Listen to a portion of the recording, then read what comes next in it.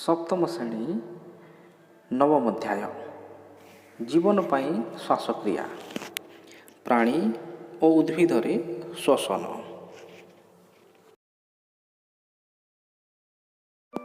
ତୁମେ ଜାଣିଛ ଯେ ଆମର ସମସ୍ତ କାର୍ଯ୍ୟ କରିବା ପାଇଁ ଆମର ଶରୀରକୁ ଶକ୍ତି ଦରକାର ହୋଇଥାଏ।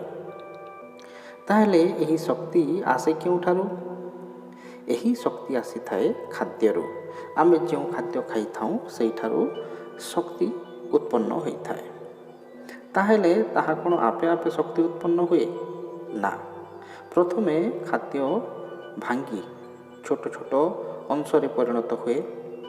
ତାହା ପୁଣି ରକ୍ତରେ ମିଶେ ଆଉ ରକ୍ତ ସମସ୍ତ ଶରୀରର କୋଶିକାମାନଙ୍କୁ ଏହି ଖାଦ୍ୟ ପହଞ୍ଚାଇଥାଏ। ଏହାପରେ ଆସେ ଶ୍ୱସନ ବା ଶ୍ୱାସକ୍ରିୟା।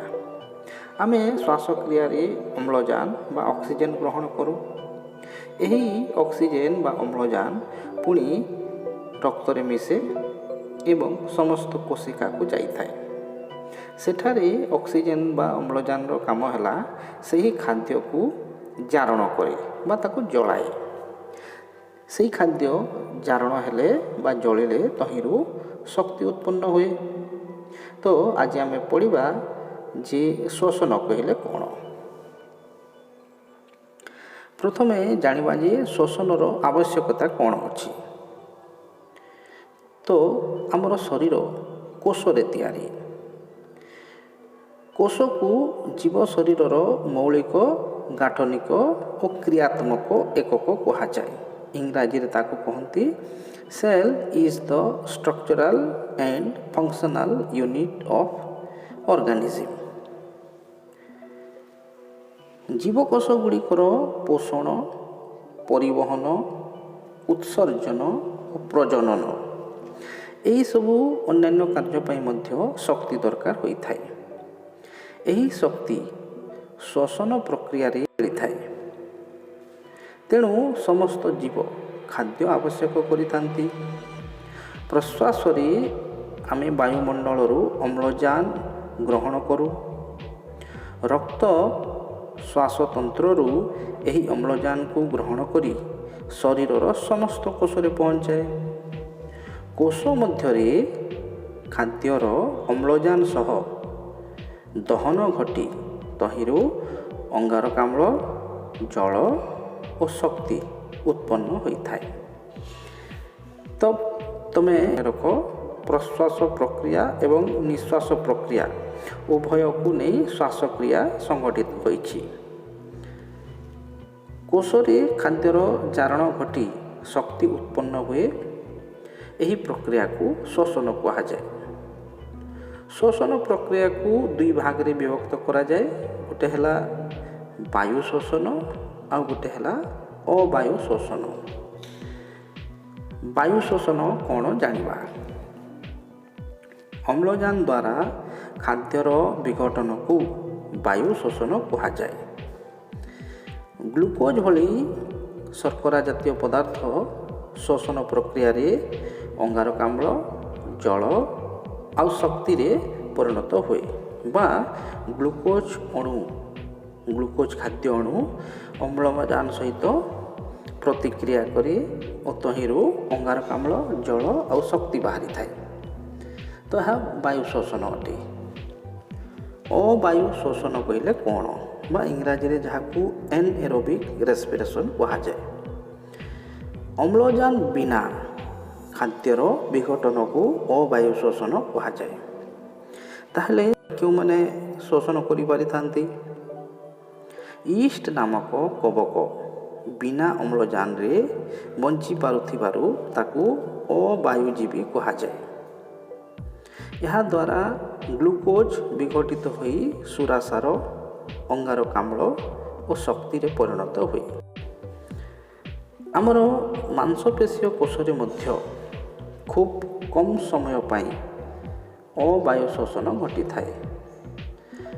ବହୁତ ସମୟ ଧରି କଠିନ ପରିଶ୍ରମ କଲେ ବା ସାଇକେଲ ଚାଳନା କଲେ ବା ଦୌଡ଼ିଲେ ଏହିସବୁ କାର୍ଯ୍ୟରେ ଶକ୍ତିର ଆବଶ୍ୟକତା ବୃଦ୍ଧି ପାଏ। ସେହି ସମୟରେ ଅମ୍ଳଜାନର ପରିମାଣ ସୀମିତ ହେଲେ ବା ଅମ୍ଳଜାନ ସବୁ କୋଷକୁ ପହଞ୍ଚି ନ ପାରିଲେ ମାଂସପେଶୀୟ କୋଷରେ ଗ୍ଲୁକୋଜ୍ ବିଘଟିତ ହୋଇ ଲାକ୍ଟିକ୍ ଅମ୍ଳ ଆଉ ଶକ୍ତି ଉତ୍ପନ୍ନ କରେ। ତ ସେତେବେଳେ ଆମର ମାଂସପେଶୀ କୋଷରେ ଗ୍ଲୁକୋଜ୍ ବିନା ଅମ୍ଳଜାନରେ ଗ୍ଲୁକୋଜ୍ ଭାଙ୍ଗି ଲାକ୍ଟିକ୍ ଏସିଡ୍ ବା ଲାକ୍ଟିକ୍ ଅମ୍ଳ ଆଉ ଶକ୍ତି ବାହାର କରିଥାଏ। ଆଉ ସେହିପରି ଲାକ୍ଟିକ୍ ଏସିଡ୍ ବିନା ଅମ୍ଳଜାନରେ ଅଙ୍ଗାରକାମ୍ଳ ଜଳ ଆଉ ଶକ୍ତି ଉତ୍ପନ୍ନ କରେ। ଲାକ୍ଟିକ୍ ଏସିଡ୍ ବା ଲାକ୍ଟିକ୍ ଅମ୍ଳ ପୁଣି ଅମ୍ଳଜାନ ଉପସ୍ଥିତିରେ ବିଘଟିତ ହୋଇ ଅଙ୍ଗାରକାମ୍ଳ ଜଳ ଏବଂ ଶକ୍ତିରେ ରୂପାନ୍ତରିତ ହୁଏ।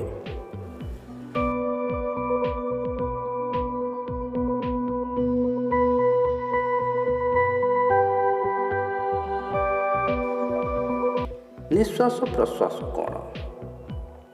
ବାୟୁକୁ ଶରୀର ଭିତରକୁ ନେବା ପ୍ରକ୍ରିୟାକୁ ପ୍ରଶ୍ୱାସ କୁହାଯାଏ ଓ ତ୍ୟାଗ କରିବାକୁ ନିଶ୍ୱାସ କୁହାଯାଏ। ନିଶ୍ୱାସ ପ୍ରଶ୍ୱାସ କାର୍ଯ୍ୟ ଏହା ଏକ ନିରବିଚ୍ଛିନ୍ନ ପ୍ରକ୍ରିୟା। ଏହା ଜନ୍ମଠାରୁ ମୃତ୍ୟୁ ପର୍ଯ୍ୟନ୍ତ ନିଜେ ନିଜେ ହୋଇଥାଏ ବା ଜନ୍ମଠାରୁ ମୃତ୍ୟୁ ପର୍ଯ୍ୟନ୍ତ ଚାଲିଥାଏ। ଶ୍ଵସନ ସମୟରେ ପ୍ରଶ୍ୱାସ ଓ ନିଶ୍ୱାସ କ୍ରମ ଅନୁସାରେ ହୁଏ। ଏହି ପ୍ରକ୍ରିୟା ଶରୀରରେ ଅମ୍ଳଜାନର ଆବଶ୍ୟକତା ଉପରେ ନିର୍ଭର କରେ। ପ୍ରତି ମିନିଟରେ ପ୍ରଶ୍ୱାସ ନେବା ଓ ନିଶ୍ୱାସ ଛାଡ଼ିବା ସଂଖ୍ୟାକୁ ଶ୍ଵସନର ହାର କୁହାଯାଏ। ଅର୍ଥାତ୍ 1 ମିନିଟରେ ଆମେ କେତେ ନିଶ୍ୱାସ ଆଉ ପ୍ରଶ୍ୱାସ ନେଉଛୁ ତାକୁ ଶ୍ଵସନର ହାର କୁହାଯାଏ। କଠିନ ପରିଶ୍ରମ ସମୟରେ ଏହାର ହାର ଅଧିକ ହୁଏ ଏବଂ ଆମେ ଯେତେବେଳେ ବିଶ୍ରାମ କରୁ ସେ ସମୟରେ ଏହାର ହାର କମ୍ ହୋଇଥାଏ। ଅଧିକ କାର୍ଯ୍ୟ କଲାବେଳେ ଅଧିକ ଶକ୍ତି ଆବଶ୍ୟକ ହେଉଥିବାରୁ ଶ୍ଵସନର ହାର ବୃଦ୍ଧି ପାଏ, ଯାହାଫଳରେ କୋଷକୁ ଅଧିକ ଶକ୍ତି ଆବଶ୍ୟକ ହୁଏ। ତେଣୁ ଖାଦ୍ୟ ଶୀଘ୍ର ହଜମ ହୁଏ ଓ ଶରୀର କୋଷକୁ ଅଧିକ ଶକ୍ତି ମିଳେ। ଆମେ କିପରି ନିଶ୍ୱାସ ପ୍ରଶ୍ୱାସ ନେଉ? ଆମେ 2 ନାକପୁଡ଼ାରେ ପ୍ରଥମେ ବାୟୁ ଗ୍ରହଣ କରୁ। ପ୍ରଶ୍ୱାସ ନେବା ବେଳେ ବାୟୁ ନାକପୁଡ଼ା ବାଟେ ନାସାରନ୍ଧ୍ରକୁ ଯାଏ। ପରେ ଶ୍ୱାସନଳୀ ଦେଇ ଏହା ଫୁସ୍ଫୁସ୍ରେ ପହଞ୍ଚେ। ଫୁସ୍ଫୁସ୍ ବକ୍ଷ ଗହ୍ୱରରେ ଅବସ୍ଥିତ ଏବଂ ପଞ୍ଜରା ହାଡ଼ ଦ୍ୱାରା ଏହା ପରିବେଷ୍ଟିତ ବା ଫୁସ୍ଫୁସ୍ ପଞ୍ଜରା ହାଡ଼ ଭିତରେ ଅଛି। ବକ୍ଷ ଗହ୍ୱରର ନିମ୍ନ ଭାଗରେ ଏକ ବଡ଼ ମାଂସଳ ଅଂଶ ଥାଏ ଯାହାକୁ ମଧ୍ୟଚ୍ଛଦା କୁହାଯାଏ। ନିଶ୍ୱାସ ପ୍ରଶ୍ୱାସ ବେଳେ ପଞ୍ଜରା ହାଡ଼ ମଧ୍ୟଚ୍ଛଦାର ଚଳନ ଘଟିଥାଏ, ଅର୍ଥାତ୍ ତାହା ସଙ୍କୁଚିତ ପ୍ରସାରଣ ହୁଏ। ପ୍ରଶ୍ୱାସ ନେବା ବେଳେ ବକ୍ଷାସ୍ଥି ଉପରକୁ ଫୁଲି ଉଠେ ଓ ପେଟର ମାଂସପେଶୀ ସଙ୍କୁଚିତ ହୁଏ। ଫଳରେ ମଧ୍ୟଚ୍ଛଦା ତଳକୁ ଭିଡ଼ି ହୋଇ ସମତଳ ହୋଇଯାଏ। ବକ୍ଷ ଗହ୍ୱରର ଆୟତନ 20% ବଢ଼ିଯିବାରୁ ଫୁସ୍ଫୁସ୍ ଭିତରକୁ ବାୟୁ ପ୍ରବେଶ କରେ। ନିଶ୍ୱାସ ତ୍ୟାଗ କଲାବେଳେ ପେଟର ମାଂସପେଶୀ ପ୍ରସାରିତ ହୁଏ ଓ ବକ୍ଷାସ୍ଥି ସଙ୍କୁଚିତ ହୁଏ। ଫଳରେ ମଧ୍ୟଚ୍ଛଦା ତାର ପୂର୍ବ ଅବସ୍ଥାକୁ ଫେରିଆସେ। ବକ୍ଷ ଗହ୍ୱରର ଆୟତନ କମିଯାଏ ଓ ତାହା ମଧ୍ୟରେ ବାୟୁର ଚାପ ସୃଷ୍ଟି ହେବା ଫଳରେ ବାୟୁ ଫୁସ୍ଫୁସ୍ରୁ ବାହାରିଯାଏ।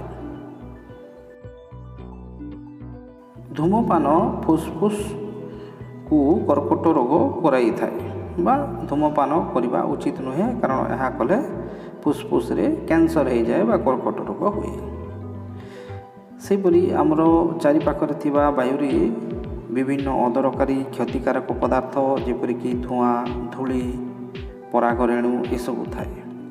ପ୍ରଶ୍ୱାସ ନେବାବେଳେ ସେଗୁଡ଼ିକ ନାକପୁଡ଼ାରେ ଥିବା ସୂକ୍ଷ୍ମ କେଶ ସବୁ ଦ୍ୱାରା ସେଟା ଅଟକିଯାଏ। ବେଳେବେଳେ ସେଗୁଡ଼ିକ ନାକ ଭିତରକୁ ଚାଲିଯାଆନ୍ତି, ଫଳରେ ନାକରେ ଯନ୍ତ୍ରଣା ହୁଏ ଓ ଆମକୁ ଛିଙ୍କ ଲାଗେ। ଛିଙ୍କିବା ଦ୍ୱାରା ସେହି ଅଦରକାରୀ ପଦାର୍ଥ ଗୁଡ଼ିକ ବାହାରିଯାଏ, ଫଳରେ ବିଶୁଦ୍ଧ ବାୟୁ ଆମ ଶରୀର ଭିତରକୁ ଯାଏ। ଛିଙ୍କିବା ବେଳେ ନାକରେ ରୁମାଲ ଦେଇ ଛିଙ୍କିବା ଉଚିତ। ଏହାଦ୍ୱାରା ନାକରୁ ବାହାରି ଆସୁଥିବା କ୍ଷତିକାରୀ ପଦାର୍ଥ ଗୁଡ଼ିକ ରୁମାଲରେ ଅଟକି ଯାଆନ୍ତି, ଫଳରେ ଅନ୍ୟ ବ୍ୟକ୍ତି ସଂକ୍ରମିତ ହୁଅନ୍ତି ନାହିଁ।